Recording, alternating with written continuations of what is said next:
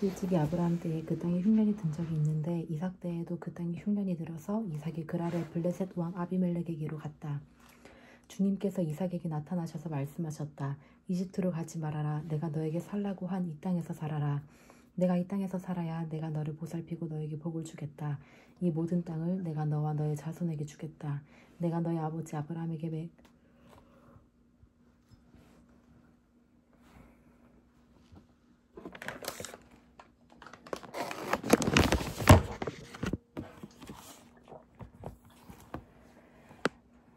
내가 너의 아버지 아브라함에게 맹세한 약속을 이루어서 너의 자손이 하늘의 별처럼 많아지게 하고 그들에게 이 땅을 다 주겠다. 이 세상 모든 민족이 내 시에 덕을 입어서 복을 받게 하겠다. 이것은 아브라함이 나의 말을 순종하고 나의 명령과 나의 계명과 나의 율례와 나의 법도를 잘 지켰기 때문이다. 그래서 이삭은 그랄에 그대로 머물러 있었다. 그곳 사람들이 이삭의 아내를 보고서 그에게 물었다. 그 여인이 누구요? 이삭이 대답하였다.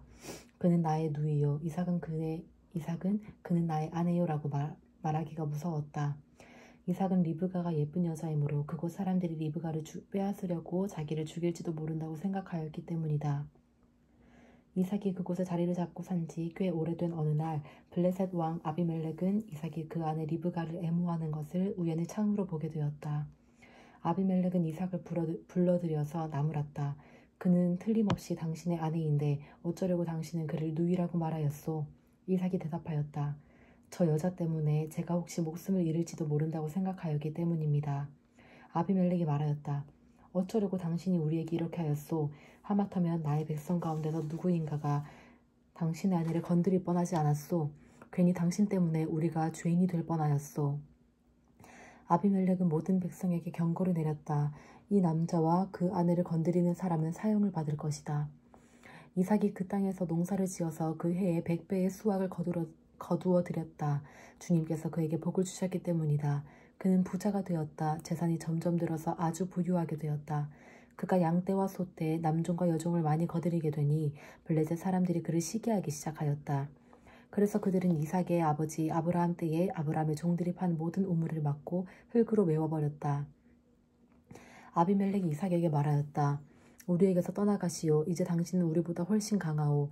이삭은 그곳을 떠나서 그랄 평원에다가 장막을 치고서 거기에 자리를 잡고 살았다. 이삭은 자기 아버지 아브라함 때에 팠던 우물들을 다시 팠다. 이 우물들은 아브라함이 죽자 블레셋 사람들이 메워버린 것들이다. 이삭은 그 우물들을 그의 아버지 아브라함이 부르던 이름 그대로 불렀다. 이삭의 종들이 그랄 평원에서 우물을 파다가 물이 솟아나는 샘줄기를 찾아냈다. 샘이 터지는 바람에 그랄 지방 목자들이 그 샘줄기를 자기들의 것이라고 주장하면서 이삭의 목자들과 다투었다. 우물을 두고서 다투었다고 해서 이삭은 이 우물을 에색이라고 불렀다. 이삭의 종들이 또 다른 우물을 팠는데 그랄 지방 목자들이 또 시비를 걸었다. 그래서 이삭은 그 우물 이름을 신나라고 하였다. 이삭이 거기에서 옮겨서 또 다른 우물을 팠는데 그때에는 아무도 시비를 걸지 않았다. 그래서 그는 이제 주님께서 우리가 살 곳을 넓히셨으니 여기에서 우리가 번성하게 되었다 하면서 그 우물 이름을 르호봇이라고 하였다. 이삭은 거기에서 브엘세바로 왔다. 그날 밤에 주님께서 그에게 나타나셔서 말씀하셨다. 나는 너의 아버지 아브라함을 보살펴준 하나님이다. 내가 너와 함께 있으니 두려워하지 말아라. 내가 나의 종 아브라함을 보아서 너에게 복을 주고 너의 자손의 수를 불어나게 하겠다. 이삭이 그곳에 제단을 쌓고 주님의 이름을 부르며 예배하였다. 그는 거기에 장막을 치고 그의 종들은 거기에서도 우물을 팠다. 아비멜렉의 친구 아호삿과 군사령관 비굴을 데리고 그랄에서 이삭에게로 왔다. 이삭이 그들에게 물었다. 당신들이 나를 미워하여 이렇게 쫓아내고서 무슨 일로 나에게 왔습니까? 그들이 대답하였다. 우리는 주님께서 당신과 함께 계심을 똑똑히 보았습니다. 그래서 우리는 우리와 당신 사이에 평화조약을 맺어야 하겠다고 생각합니다. 이제 우리와 당신 사이에 언약을 맺읍시다. 우리가 당신을 건드리지 않고 당신을 잘 대하여 당신을 평안히 가게 한 것처럼 당신도 우리를 해롭게 하지 마십시오. 당신은 분명히 주님께 복을 받은 사람입니다. 이삭은 그들을 맞아서 잔치를 베풀고 그들과 함께 먹고 마셨다. 그들은 다음날 아침에 일찍 일어나서 서로 맹세하였으며 그런 다음에 이삭이 그들을 보내니 그들이 평안한 마음으로 돌아갔다.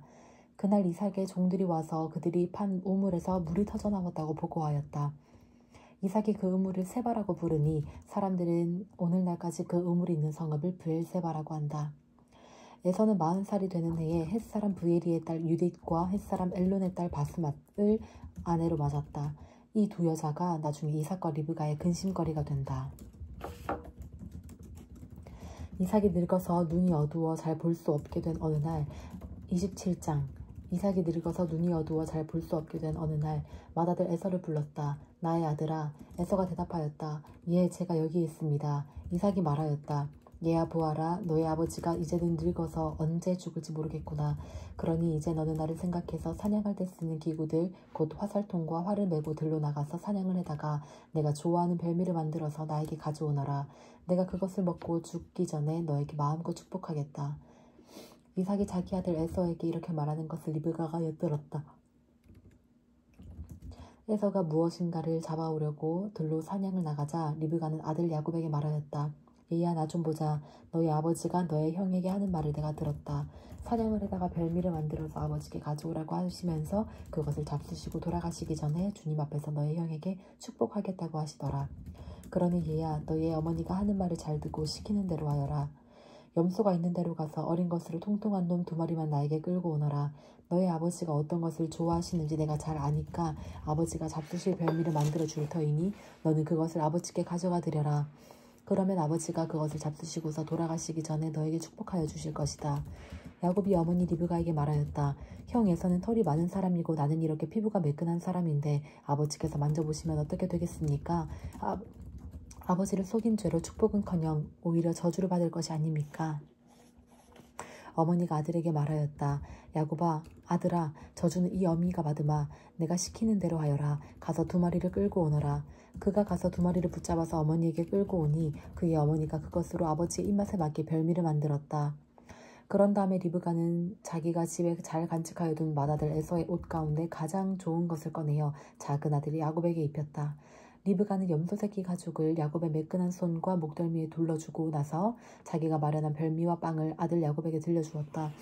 야곱이 아버지에게 가서 아버지 하고 불렀다. 그러자 이삭이 나 여기 있다. 아들아 너는 누구냐? 하고 물었다.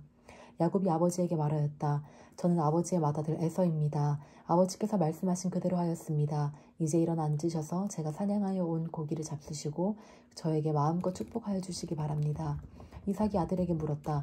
얘야 어떻게 그렇게 빨리 사냥거리를 찾았느냐? 야곱이 대답하였다.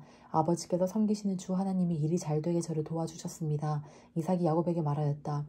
얘야 내가 너를 좀 만져볼 수 있게 이리로 가까이 오너라. 내가 정말로 나의 아들 에서인지 좀 알아보아야겠다.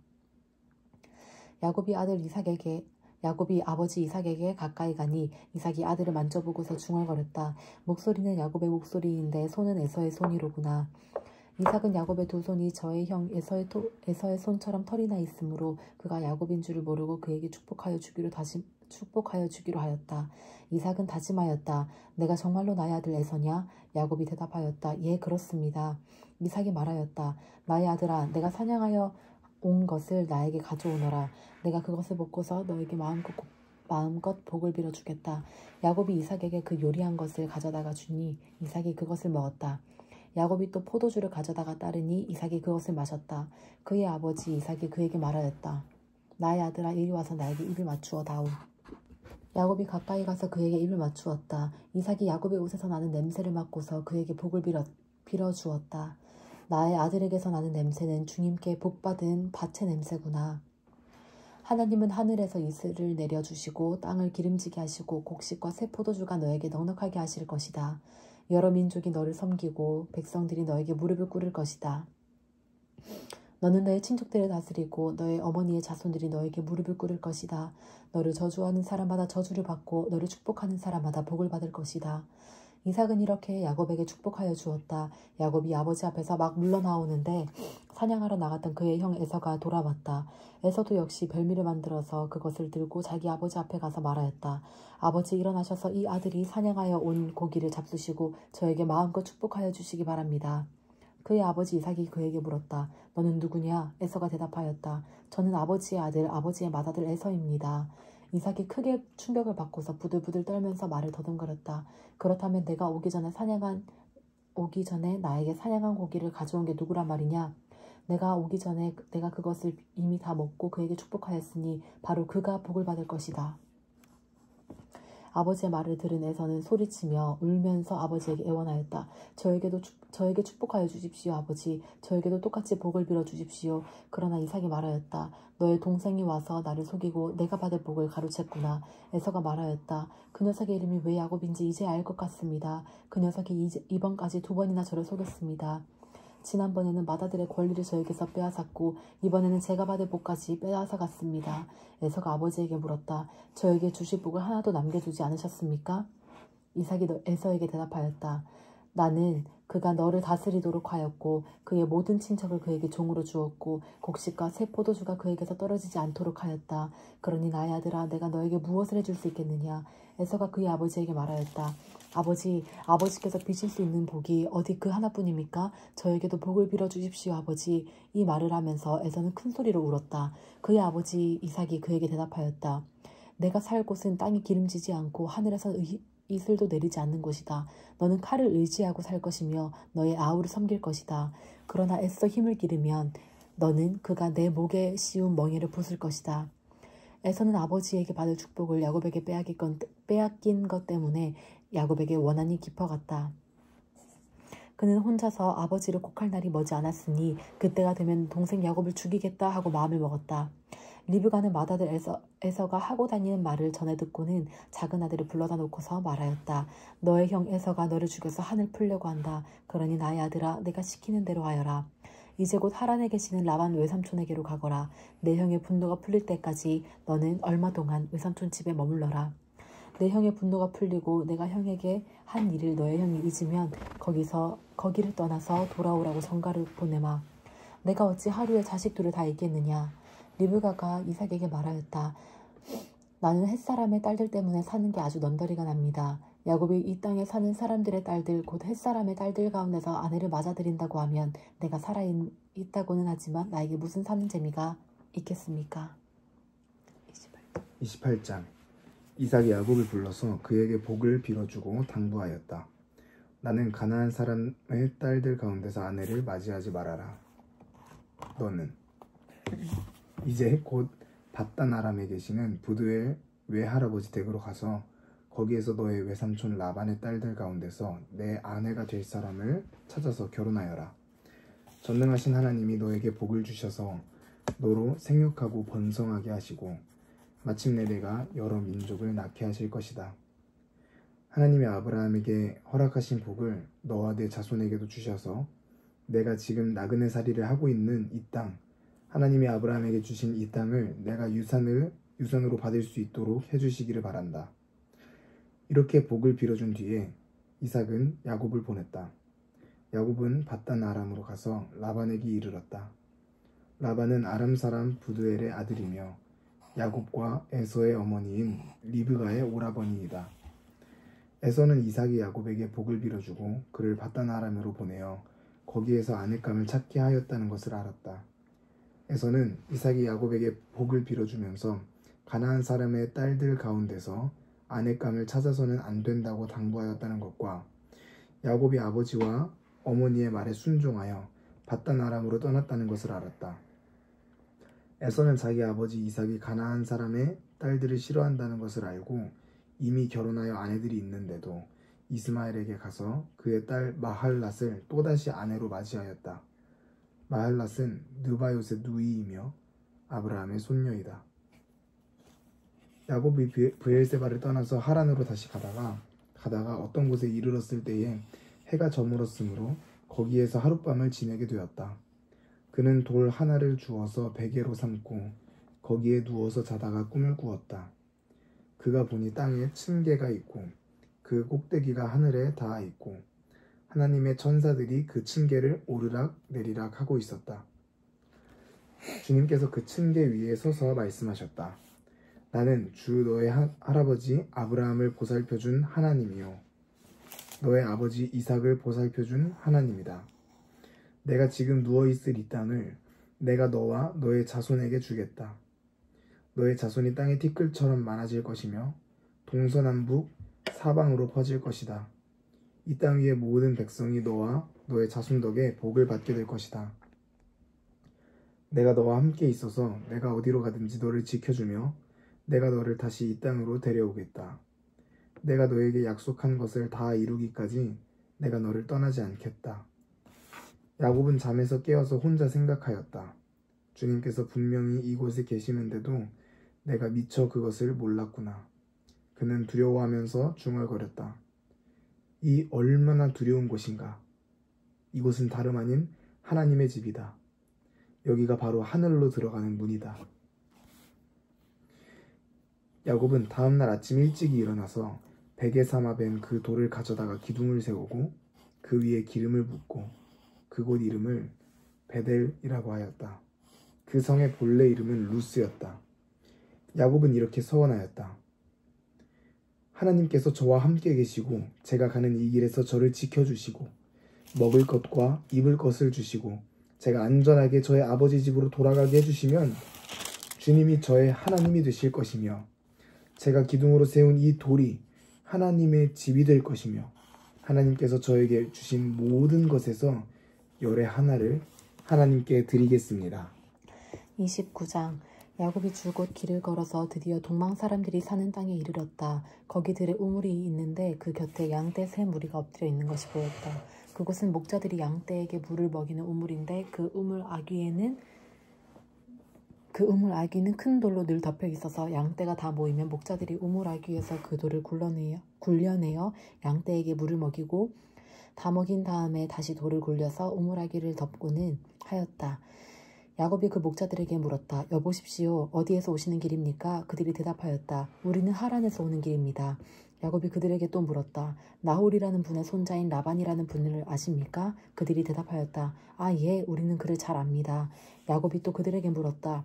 그분이 평안하게 지내십니까? 그들이 대답하였다. 잘 삽니다. 마침 저기 그의 딸 라헬이 양떼를 몰고 옵니다. 야곱이 말하였다. 아직 해가 한창인데 아직은 양떼가 모일 때가 아닌 것 같은데 양떼에게 물을 먹이고 다시 풀을 뜯기러 나가야 하지 않습니까? 그들이 대답하였다.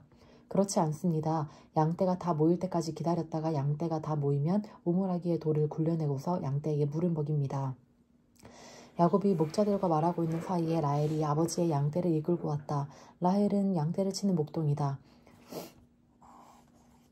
야곱이 외삼촌 라반의 딸 라헬과 그가 치는 외삼촌의 양떼를 보고 우물아귀에서 돌을 굴려내어 외삼촌의 양떼에서 물을 먹였다. 그러고 나서 야곱은 라헬에게 입을 맞추고 기쁜 나머지 큰 소리로 울면서 라헬의 아버지가 자기의 외삼촌이라는 것과 자기가 리브가의 아들이라는 것을 라헬에게 말하였다. 라헬이 달려가서 아버지에게 이 사실을 말하였다.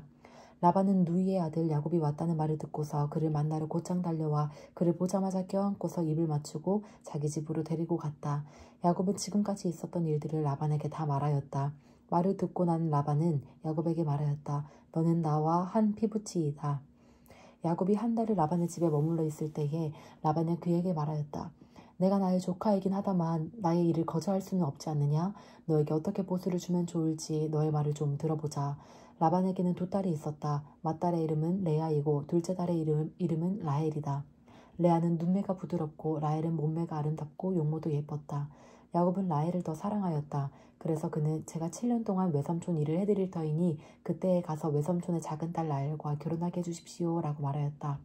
그러자 라반이 말하였다. 그 아이를 다른 사람과 짝지어 주는 것보다 너에게 짝지어 주는 것이 더 낫겠다. 그러면 여기서 나와 함께 살자.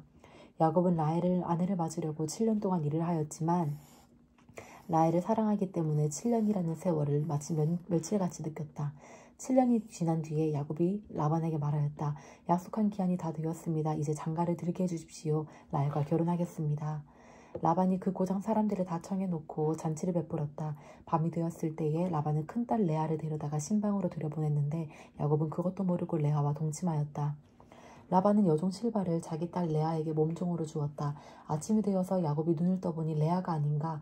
야곱이 라반에게 말하였다. 외삼촌께서 저에게 이러실 수가 있습니까? 제가 그동안 라헬에게 장가를 들려고 외삼촌 일을 해드린 것이 아닙니까? 외삼촌께서 왜 저를 속이셨습니까? 라반이 대답하였다. 큰 딸을 두고서 작은 딸부터 시집 보내는 것은 이 고장의 법이 아닐세. 그러니 이래 동안 초래 기간을 채우게. 그런 다음에 작은 아이도 자네에게 주겠네. 그 대신에 자네는 또 7년 동안 내가 맡기는 일을 해야 하네. 야곱은 그렇게 하였다. 그가 레아와 이래 동안 지내고 나니 라반은 자기 딸 라헬을 그에게 아내로 주었다. 라반은 여종 비라를 자기 딸 라헬에게 몸종으로 주었다. 야곱이 라헬과 동침하였다. 야곱은 레아보다 라헬을 더 사랑하였다. 그는 또다시 7년 동안 라반의 일을 하였다. 주님께서는 레아가 남편의 사랑을 받지 못하는 것을 보시고 레아의 태를 열어주셨다. 라헬은 임신을 하지 못하였으니 레아는 마침내 임신을 하여 아들을 낳았다. 그는 속으로 주님께서 나의 고통을 살피시고 나에게 아들을 주셨구나. 이제는 남편도 나를 사랑하겠지 하면서 아기 이름을 르우벤이라고 하였다. 그가 또 임신을 하여 아들을 낳았다. 그는 속으로 주님께서 내가 남편의 사랑을 받지 못하여 하소연하는 소리를 들으시고 이렇게 또 아들을 주셨구나 하면서 아이 이름을 시므온이라고 하였다. 그가 또 임신을 하여 아들을 낳았다. 그는 속으로 내가 아들을 셋이나 낳았으니 이제는 남편도 별 수 없이 나에게 단단히 매이겠지 하면서 아이 이름을 레위라고 하였다. 그가 또 임신을 하여 아들을 낳았다. 그는 속으로 이제야말로 내가 주님을 찬양하겠다 하면서 아이 이름을 유다라고 하였다. 레아의 출산이 그쳤다. 30장 라헬은 자기와 야곱 사이에 아이가 없으므로 언니를 시세오며 야곱에게 말하였다. 나도 아이 좀 낳게 해주셔요. 그렇지 않으면 죽어버리겠어요. 야곱이 라헬에게 화를 내면서 말하였다.